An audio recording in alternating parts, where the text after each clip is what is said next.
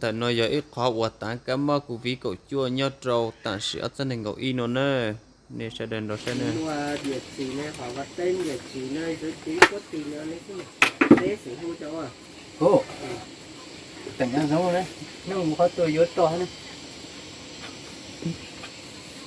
mình cứ sẽ phải lên kia đi chỉ mình thi chỉ mua à không nữa hả nó sẽ rồi nó sẽ tăng bảy thì là cái sao mà yeah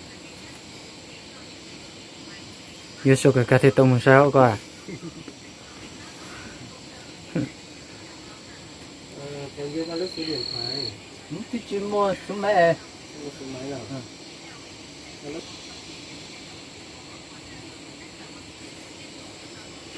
mà nhớ con nào thì nhớ cho nó đấy rồi tôi ta này cô không nhớ to thế này nhớ mua rau rồi giờ mua rau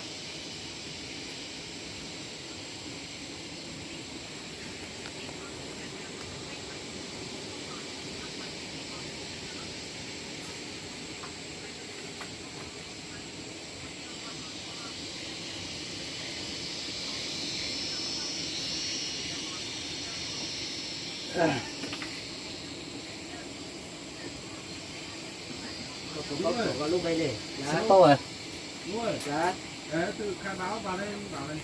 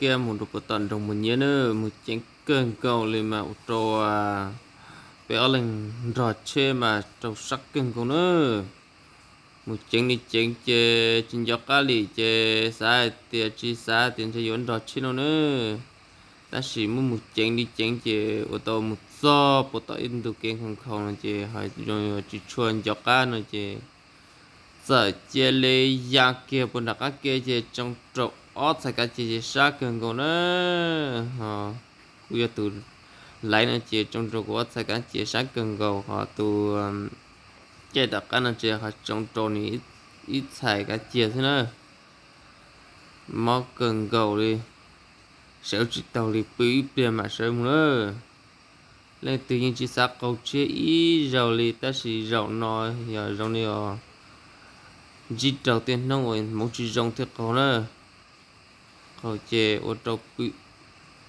ít bề chè cũng từ lớn chỉ tàu chè chè cũng chè li chạy cũng chè li mùng cậu tọ đủ cái ít bề quả mùa nên cậu phú làm tụi bây giờ phú nó chè từ giờ chè tập can chè này họ mà cho lấy chè bây giờ thì lụt tàu chứ nữa ô tô cũng ở sai can chè mà mó cần gõ luôn chè mà mó cần gõ nữa con nó chế chia là hai ó thì chỉ thầu bé tụ con nó chế hơi chim lên thì thay nó chế thay chỉ tàu lợi đó chỉ trâu bé tụ cũng mò cần gò nữa ô trâu cũng một tàu kế rồi nữa một tàu kế tàu chế mà mù sao họ đi lợi chỉ tàu chế lại thế này nó chế nó ở bên mù gì can gì khử một tọt ta làm một đua tàu luôn rồng một nhé đó ta chỉ trong này giờ muốn gì rồng thì cầu chơi lên đầu chơi là cụ chơi trả thế chơi cụ mê sư họ ô tô của sai cả chị mà mắc cường cầu trong của nó lúa châu nó chị mắc cường cầu là đó mắc cường cầu này dù yêu nông sản nó mà lý trong đó vì cho khó này chỉ mi cái sao là cái nhiều nó chị cầu chơi cụ cầu chi hành là cũng mắc cường cầu lên chị sai thì chỉ bao thì có cầu nữa, giờ bao thì có cầu nhưng chỉ một chén tạm bầu nữa nè, sẽ họ nói bên mùng cũng chỉ một chén bầu thì thế, thì chỉ nhiều khó block chồng đầu, đuột là chỉ chầu thì có thế này, ta chỉ trong trường muốn chỉ trong thế cầu nữa, một trâu cũng ở sai cả chỉ mà mó cần cầu nữa, cũng yên giờ chỉ cầu chia cũng yên chỉ hai thì cũng cầu chia nó, vì sao cái cầu chia lên thì yên chỉ sát cầu kia nữa, cầu trong mắt sắc cần có nữa thì chỉ cũng có thể tia thì chỉ cũng chọn chỉ tao khoan đời cho nó chứ vì cho khó thật là chứ cũng chọn chỉ tao khoan đời chứ họ trâu cũng móc cần cầu theo bé từ lên đầu tôi xí lại nó chứ chúng này thì quay tàu chúng này thì chụp tàu chứ chỉ bảo khó ăn rồi chứ nữa chứ nên chỉ bảo là nên sát sát đi chả thế còn quay thì tia cũng chỉ đàn nữa nông nó chứ bé tôi yếu chua nữa bé tôi yếu chua rồi lúc chỉ chua tại nó nữa đợi nó chứ giờ bây giờ tôi yếu chua vì mua cho cụ vi cậu chua tôi trầu rồi cho nhiều nữa nè cụ vi cậu chua trầu rồi cho nhiều lại nó chè cho trầu ớt xanh này cậu y nữa nè chỉ mua cụ vi cậu chua trầu cho nhiều tự trong bò đấy nó chè bây hạt thì yếu tôi yếu chua rồi cho mù tinh phong hay cho mù sẵn đàn sang giò hay cho mùa băng chợ cho nhiều tử nữa cho nhiều cho tử nữa nó biết tôi tại nó là biết tôi nồng nó biết yếu nó nữa nên giờ sẽ cho tử thì cho cửa ba tàu nữa vì cho khó thì cho chua nó thì cho một ba tàu cho nhiều cho tử nữa nên giờ này cho đua nhân tại nó nữa ít từ nhiều từ bùa nó nhớ trong đó nữa vì cho khó thì nó kia thế na kia nó chỉ cho quý vị cậu chua ở xanh nên gậu y nó chỉ tôi trầu rồi cho nhiều cho tử nó nè trầu luôn nhớ trầu luôn nakusa y nakusa nhớ trầu luôn sanakusa nó chỉ luôn bằng nakusa on nó chỉ tàu tua lợi gì tu nữa nó chỉ có thể năm nó chết năm nó nhà nó biết thì tàu mù yếu chua cho là tí thái cho các mắc của vị cậu chua cho nhu nữa cho tử nữa chỉ nó biết thì tàu mù nó chỉ một chén rồi mình chỉ nó chỉ thế ở chỗ cũng rọt trên nữa chỗ cũng rọt trên nó chỉ hoặc chỗ có sẽ cá chê cũng mót rồi lại ở trên này có tiếp trong không gì nó mà đi trong đó nhớ trong đấy thằng chẳng nó chỉ nhớ trong để lưu chỉ ở chua tu giờ mua chua nè tu giờ mua chua nè rồi lấy cái bên mông này tu giờ mua cho đi chua cho luôn ba khỏi cho cái móc của vị cậu chuột rồi cho mi nhu mi tử nữa cho chết số cái bùa nữa nhìn nó nè nhìn chơi trong nó nè để nó chơi giờ lấy thâu ít cho gì khơi cho mùa rồi của tọ rồng nó nè cho chuột để cho nó nè nên gì nè ít điều sẽ mua cho chuột từ lò thì bao ạ ít điều lấy mua tại xin nó nè lấy mua là lớp thì ở nhà nó nè bây giờ thì ở nhà rồng nè đi nó nè từ bò thì cho nó nè cho nó thì cho rồng nè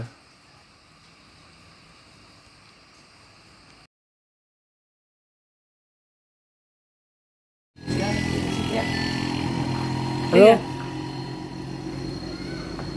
hả Nên loại kia là bao nhiêu nhỉ? mùa yếu chua bao nhiêu là Thế nào? con nó ôi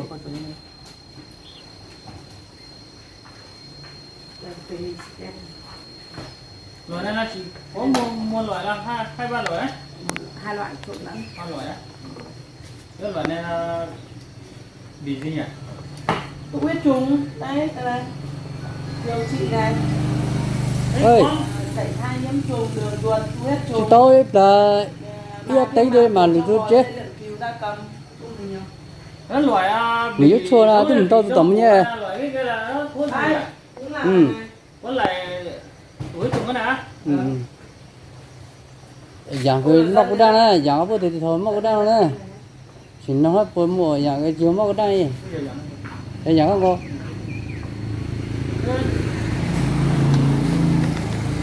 giá lúc mà thế nào Loại này không cần để tủ nhỉ? không. Tiền luôn. Thì ra 5.000 một lọ đây luôn. Nó chỉ là loại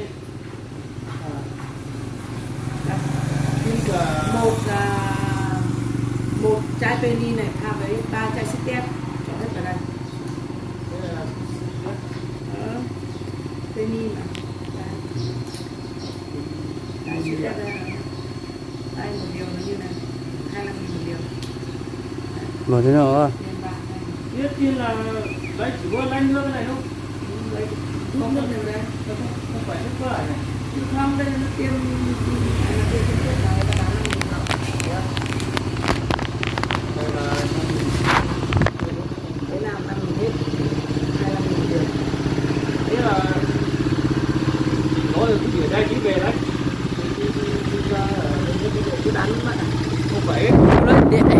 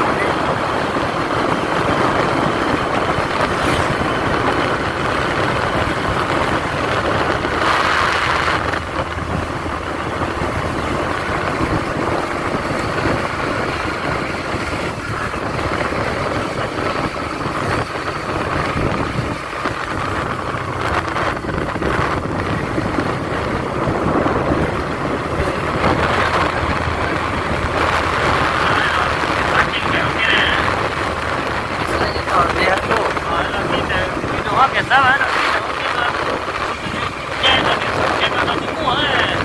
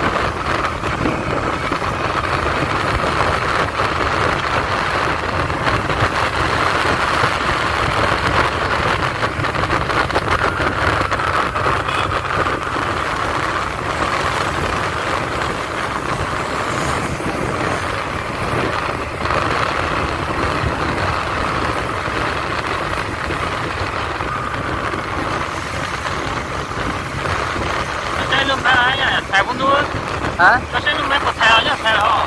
Chị sai.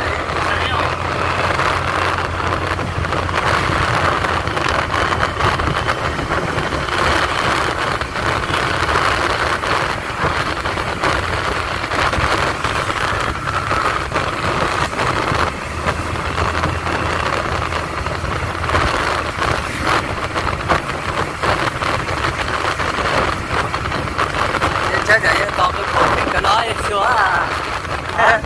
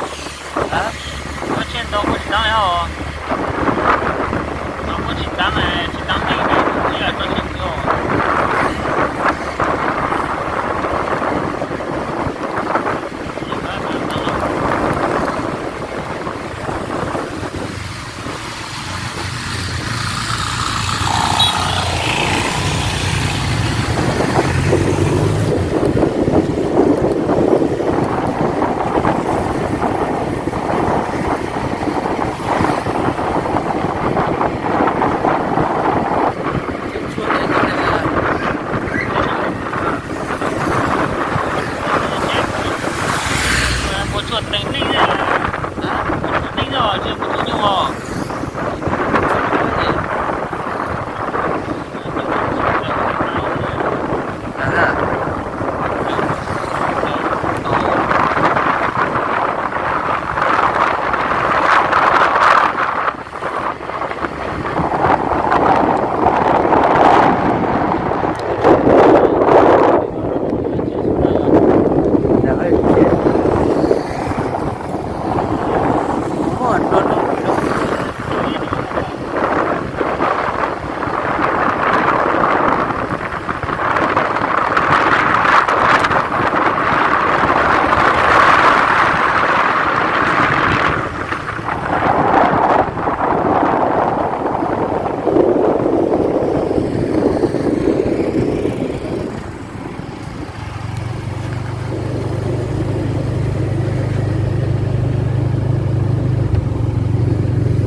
Còn em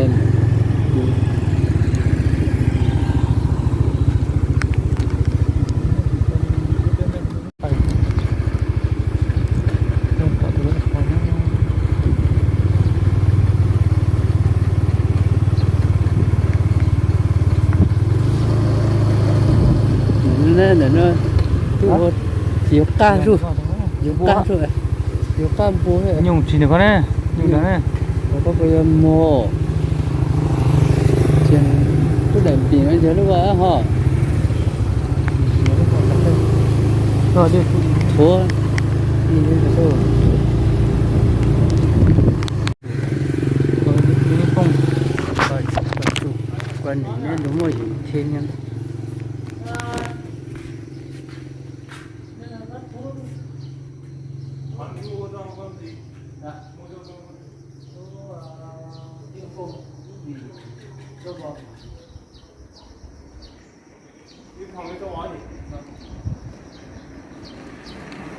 Ui, nó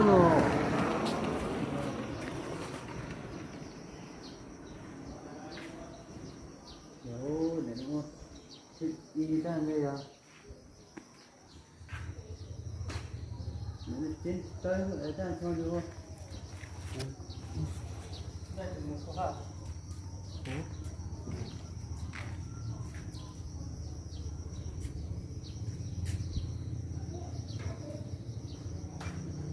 Cửa hàng ha, cửa hàng đây là vaccine cũng trùng cho bò đấy, nhưng mà nghĩ là ngoài mình không cần đâu chưa đâu thì bảo mình chưa rất là bản khác thì luôn là mình thì mình phải tiêm bằng vaccine này, mà vaccine này một lọ này được 10 con nhé, cho bé từ 6 tháng trở lên nhé, con từ 6 tháng trở lên tiêm, chưa? Đây là một 120.000 một lọ. Cái này là cho người cho người con mỗi con là 2 cc 2 ml nhé. Đấy, cái kim to to ấy kìa. Kim to đấy. 2 cc là con to, con già với 2 cc nhé, không nhiều hơn nhé. Và lưu ý là con nếu mà con mẹ nó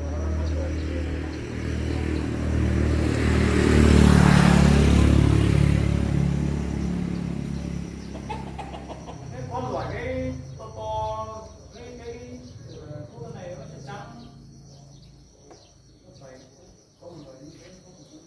đấy không, đấy nó là kháng sinh khác, và đây là thuốc phòng bệnh nó khác. Thế á? Vâng, đây là thuốc phòng đây, vaccine đây. Còn thuốc kia nó là kháng sinh thôi. Thế là loại ăn này thôi.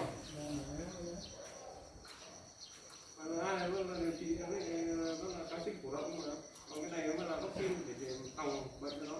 Cái này là vẫn là trên chuồng một vẫn là đều phải đưa cho ăn ngoài.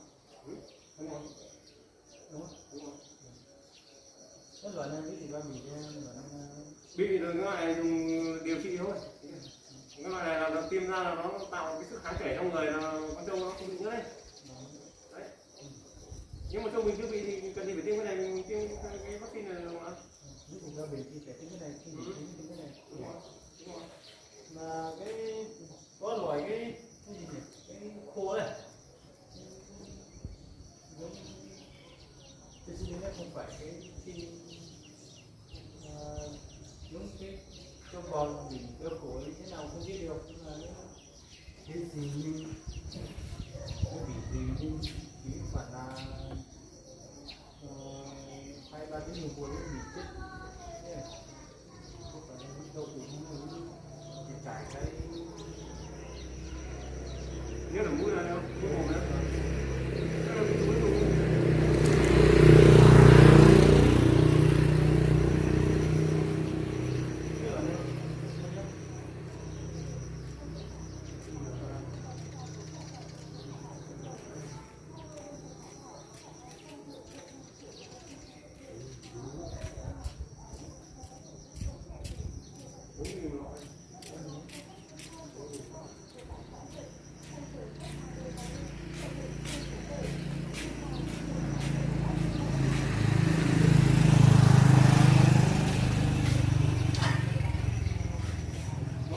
Cái này nếu mà con này con mẹ nó to là 2 tạ thì phải tiêm 10 ml, 15 ml trở lên.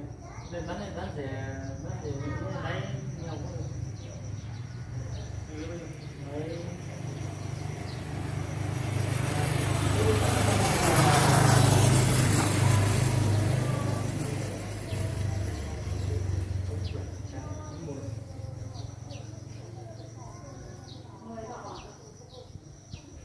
Nếu em mua người nọ là gì ạ?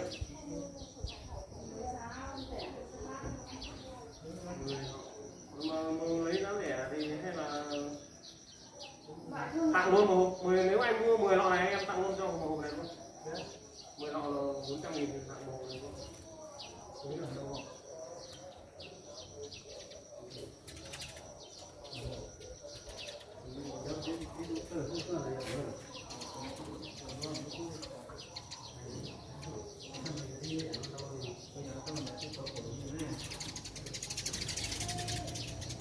Đây là Sáu tháng.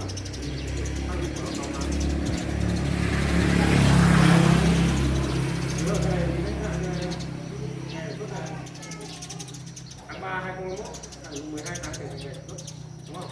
Là tháng 3 2022 mà.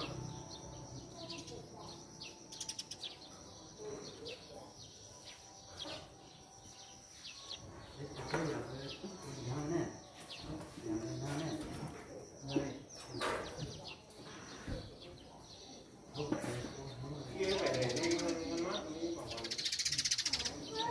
Đấy là kháng sinh à? Vaccine.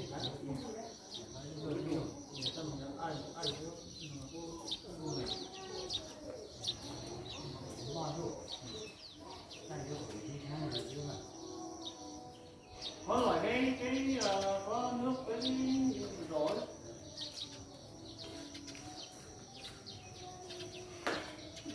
Đỏ à?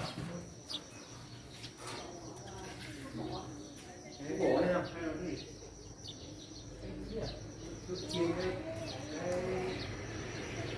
Tiêm thằng ấy này nhỉ? Đây là điều trị bệnh nữa. Đây là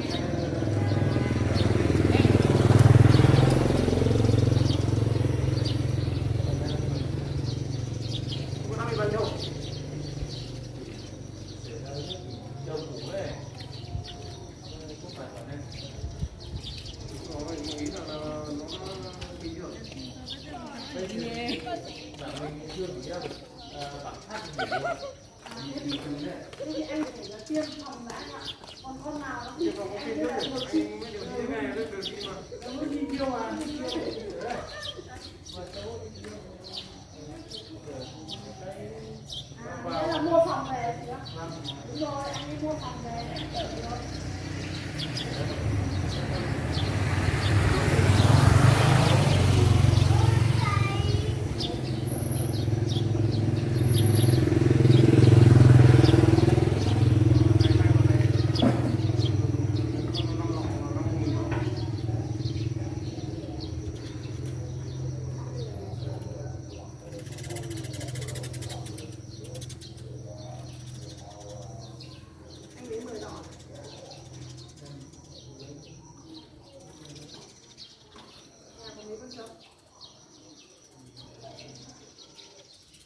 ba nhà bốn nhà đấy. Con trâu thì phải đi với đừng có tiết kiệm một hút đúng không?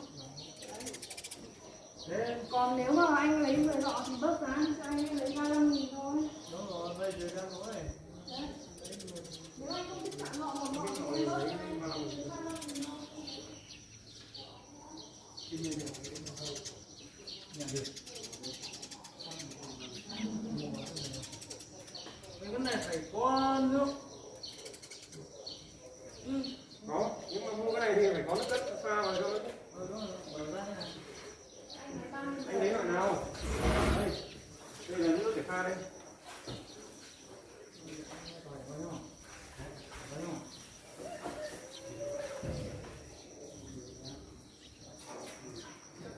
Để pha.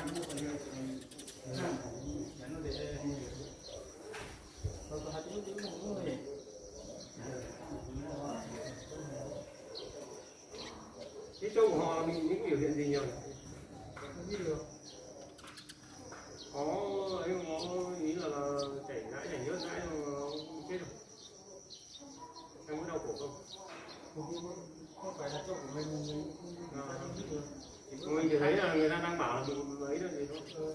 Thì vào tháng tầm này là tháng 4 tháng 6 này nó hay bùng phát là thứ nhất là bệnh ấy, bệnh cúm trùng. Hai là bệnh lở mồm long móng thì chắc biết rồi đúng không? Lở mồm long móng thì nhìn rất đơn giản, nó bị lên mụn ở móng rồi rụng cả móng đi rồi là đây nó không phải loại cái đúng là đúng trùng không?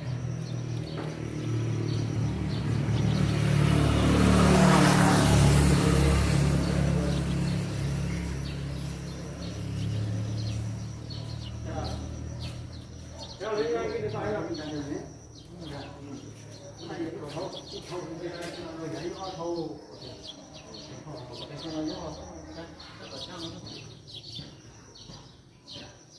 Anh ở bàn nào nhỉ? và nắp có xa. Nam Phú Sa. Vâng. Nam Phú Sa thế không phải huyện Mường Nhé nhỉ? Không phải đâu. Em hỏi đứa em gái em cũng phải là em ở đây. Thế nào có sao đã tiêm chủng anh đã tiêm cũng chủng chưa? Tiêm phòng chưa? Nhưng vì trên tháng 11 thôi, bây giờ nó không có đâu. À, cái tháng 6 tháng sau là bị ngay rồi. Bây giờ thì có Thế thì anh chỉ tiêm lại cũng chủng nữa. thế bây giờ nói thế nhỉ? Bây giờ tôi nói Bên đấy không giống bên này. ở đây bây giờ nó cũng có. Bên này bắt đầu Bao giờ nó bắt đầu có trâu chết ấy thì người nó mới bắt đầu đi tiêm anh ạ. Nhưng mà vâng đúng rồi. Bên này bắt đầu tiêm rồi. Thì bên này có biểu hiện là bị chết thì tự Bên này chủng. cũng bắt đầu chết nhiều trên trung trải ấy.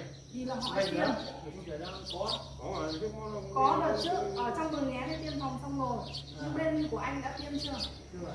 Chưa. Thế anh mà đợi họ đi tiêm phòng thì trâu cho mình thì làm sao đúng không? Nên là cũng tiêm trước. Anh bảo cái tụi cái trùng kia nó chỉ có hơn 100.000 cho 10 con trâu thì tụi thì anh đợi họ tiêm. Để tiêm phòng cho trâu mình không đến mức vậy thì có mà. Một con trâu bao nhiêu tiền đấy chứ?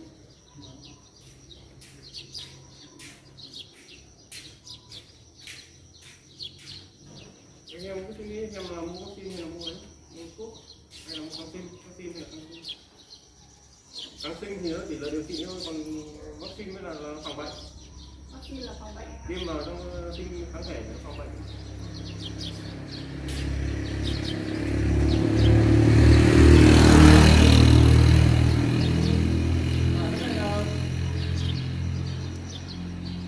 Thì pha Và một chai cái này pha bao nhiêu chai nhỉ? đấy, pha bây giờ nó phải tùy vào con đấy rồi. tùy vào con to hay con bé phải là tiêm giống nhau nhá.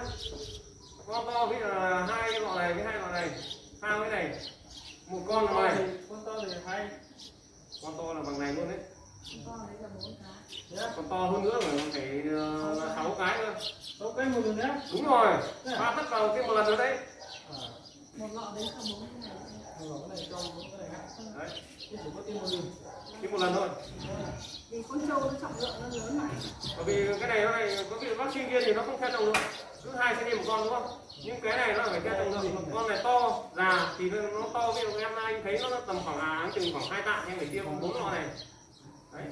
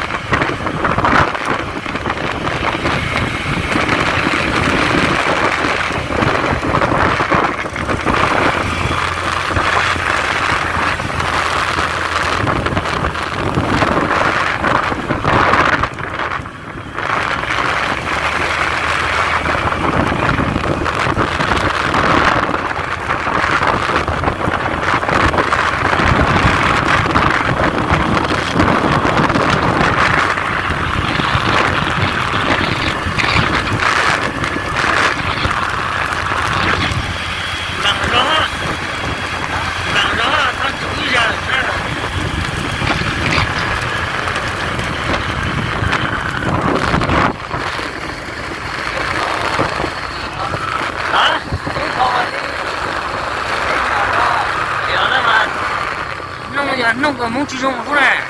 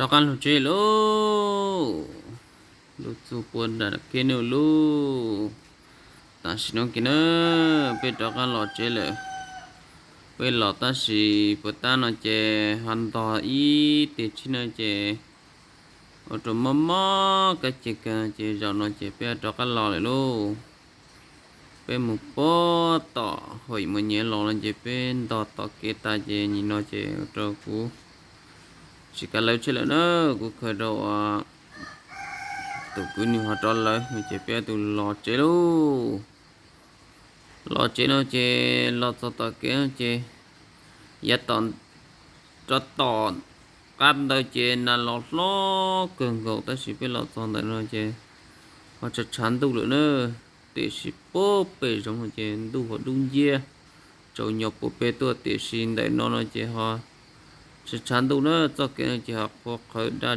dê nữa họ cho tọ ở bên đó chỉ là chế nào mà lo cường cầu thì ở chỗ bên thiên đó chỉ tao nữa họ giờ tao nói chế họ chán đủ để xin họ bỏ của mình gì chứ họ ta xin nó chế để nó chế cho nên nhiều có giờ xả lon na thì để xin bộ bên trong nó chế cũng lo cường cầu và ta nói chế bây giờ thì khi này thì đó chứ nữa và ta bên lọt cho tỏ nó mới nhiệt cho tỏ hình có lụt tỏ cho cái nó chế mới có nhiều cái xí lệ rồi mình chỉ giữ chế vì cho có tiền là lo cường còn chế biết thì khiến nào nó chế cái chế thêm giặc kia là các cái chế hối dốt và trâu ở cái tí chế máu chỉ cái chế gì ở lúc họ chọn tới chỉ một cường còn lực tự ta đi nữa lực tự ta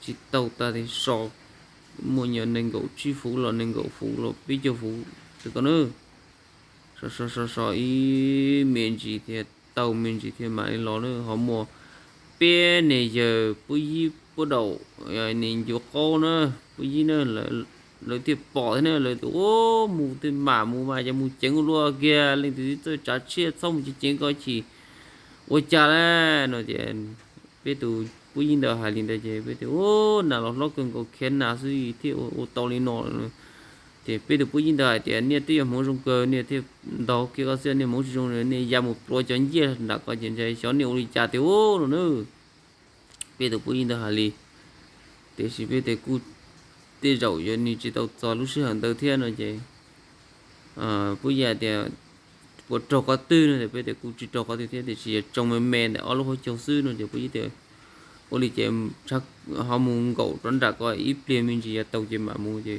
lo mua so kia đã cái kia chị còn mình chỉ chéo rồi thì tàu mình chỉ đi lo chị tin nói chị là lo ta kia là nhiều có tu kia nữa tin nói chị kia chuyện đúng ta đi nữa của ta tới giờ khiến là thì già đóng tư nó buồn ra thì trồng nữa ta xin nó là nhiều khoản đi tụ kia ta chỉ của ta cho ta kia chỉ mới tụ nó chỉ nên là họ chỉ lo nữa của ta chỉ cần tự phát tạo cho nó có cùng cầu kia kia là để ta chụp bố thì trong sân đầu lóng cái để nhiều cho nên nhiều ác mấy gì đồng nó như tới nhưng để cho 20 nghìn có cũng có tới nó không chút nhiều can luôn của tiền cái lúc công ty lo à tiếp để chậu chuột lúc tiếp để danh kia luôn tiếp để danh kia luôn sẽ chết chạy lên tới thì giá tiền chỉ nhiều hành hãy chắc còn tới một thiên nữa để chỉ cho cái ta xin tới chuyện của tông đi liệt chuyện trên nóng kha họ cho ta kia mấy ông chơi như thế này giặc kia đàn đủ cái gì y linh dạng sao thì chơi đâu chứ tụi năng ý chí của cha trong chứ bao hỏi tiền do cái đủ dễ dùng thì tiền cho công chuyện